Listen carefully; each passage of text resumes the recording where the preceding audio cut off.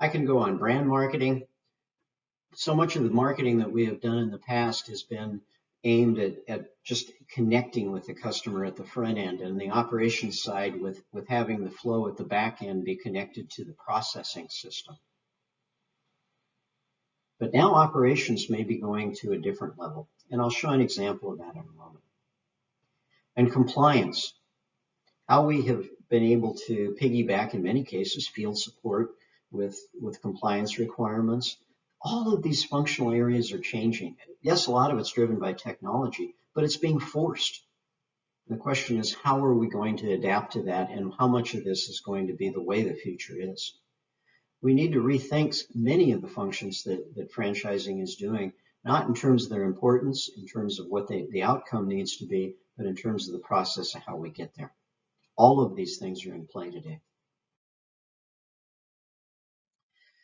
Service businesses, trends that were accelerated pre-crisis or that were in place pre-crisis and now are accelerating. If you look at brands, just one example of the Salon Suites brands, they were around prior to the Great Recession, but they catapulted into growth after the Great Recession. Why? Because there was a movement of people that was coming out of the recession that led to a shift in the way of employee behavior was undertaken in those sectors, in the hair care industry. And now we're seeing the same thing in other sectors. Wherever a sector exists where the connection between the customer and the brand is largely built on the personal in between, the professional bond with that service provider, because of this crisis, it's been forced to be functioning a different way. And with that comes the likelihood that some of it in the future will continue to be functioning in a different way. Finally, the business model itself. It's got lots of things going on right now. None of these came about because of the crisis, but every single one of these are getting greater attention because of the crisis, for different reasons in different ways, but they all are getting more emphasis and are being more challenged in different ways, simply because the crisis is forcing that.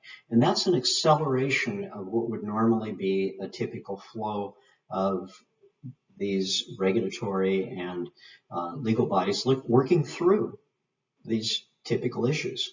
All of this has been accentuated, emphasized, and accelerated as a result of this crisis.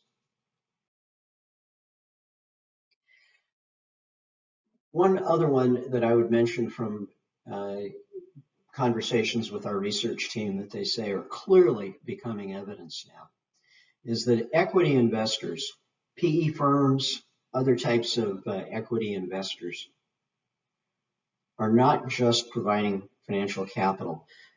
They have started to build platforms. They have started to combine operating capabilities with other types of businesses, whether they're franchising or not. In some cases, aggregating brands and building it around a delivery platform that takes a lot of the functional side of franchising and aggregates it. These are things that are being done because of investor capital being there. Large part because of the Fed being so generous in pumping money into the economy to the tune of trillions of dollars and keeping interest rates so low that the cost of capital is almost a rounding error. It's going to continue happening for the near future.